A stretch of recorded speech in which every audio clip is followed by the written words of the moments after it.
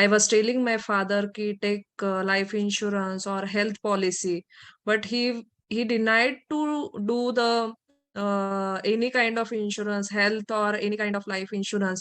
And suddenly he got heart attack at the age of 52 or 53 something. And he was not having any kind of major issue और कोई medical condition नहीं था, और अचानक से heart attack आया and उनका सडनली फर्स्ट हार्ट अटैक में ही ऑन स्पॉट डेथ हो गया। सो उनका कोई भी इंश्योरेंस नहीं था, हेल्थ इंश्योरेंस नहीं होने के कारण फैमिली को कुछ ना कुछ सफर करना पड़ा है। इमीडिएटली उनको 1 साल भी नहीं हो रहा है उनकी डेथ होने का बाद तो मम्मी को कैंसर डिटेक्ट हुआ। तो कैंसर डिटेक्ट हुआ उस समय, फिर मॉम का भी कोई उन्होंने हेल्थ इंश्योरेंस नहीं बनवाया था, कोई भी इंश्योरेंस था ही नहीं। तो फिर जो भी मैं कमा रही थी, तो मेरे ऊपर, मैं छोटी हूँ तो मेरे ऊपर बर्डन आ गया कि अभी ये सारी चीजें कैसे करें।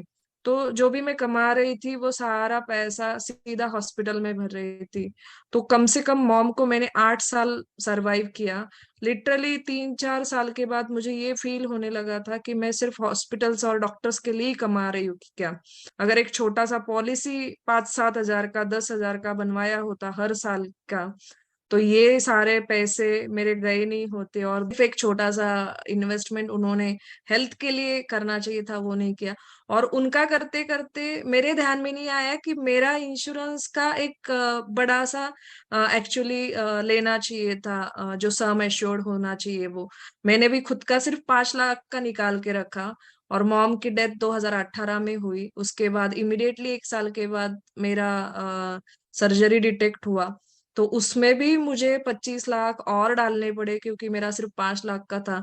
उस समय मुझे मेरे कोई कंसल्टेंट अच्छा मिला होता, तो उसमें अगर मैंने टॉप अप किया होता, तो आज मेरे भी जो मैं म्यूचुअल फंड 10 साल से कर रही थी, मेरा नहीं नहीं बोले तो 25, 30, 35, 40 लाख तक का आराम से म्यूचुअल फंड में सेविंग्स था, गोल्ड था, सारी चीजें थी। तो ये सारा चीज, और इमिडिएटली फिर कोविड भी आया तो बिजनेस बंद हुआ। एंड मेरा सारा म्यूचुअल फंड, एफडी सारा ब्रेक करके मुझे वो सारा हॉस्पिटलाइजेशन एंड ये सारी चीजें करने में ही पैसा चला गया। तो मैं सबको एक्चुअली ये बोलना चाहूंगी कि हेल्थ इंश्योरेंस टॉप अप करो अगर आपका कम है तो, और लाइफ इंश्योरेंस या टर्म इंश्योरेंस जो भी है, तो इसमें आप भी पैसा डालो और खुद की लाइफ सेव करो। और खुद से ज्यादा एक्चुअली अपनी जो फैमिली होती है उनको सिक्योर करो। अभी मेरा टर्म इंश्योरेंस 1 CR का है, तो मुझे एटलीस्ट पता है कि मेरी फैमिली मेरे पीछे सिक्योर है, 1 CR उनको कैसे भी करके मिलने वाले हैं। तो ये सारी चीजें मैं शेयर करना चाहती थी। Thank you One so thing much. you have plus point here that at least you have a term insurance after the particular surgery which had with you now, even you are not eligible to take term insurance. So insurance is something, when you're healthy, you can do lot many things. But after that, Yes, you at least can continue by paying the premium, but you can't take new one. If yes, no, we can spread this awareness just to the people. Ki insurance is just not only expensive, and due to some people who are spamming or I can say mis-selling, you should not lose trust with insurance. It's one of the best thing which in life we can do for us and for our family, and it's going to be a backbone for us if you really do it. So, no, wherever you are listening and sitting here right now, meet your trustable full-time insurance consultant and have no this kind of things you need to have. One is health insurance. Take maximum. If you can't afford basic sum assured, go for top up. Have 20 times of your annual income as a term insurance. Do SIP at least 20% of your annual income. These three things is very, very essential, which I feel. Apart from that, so many things are there to do. But start with basic, meet with the right person, and do work on this. Don't hesitate. It's your family, it's you. We don't know after no which moment we are not eligible, after which moment we need support. So definitely work on that and save your savings and no live a peaceful and happy life.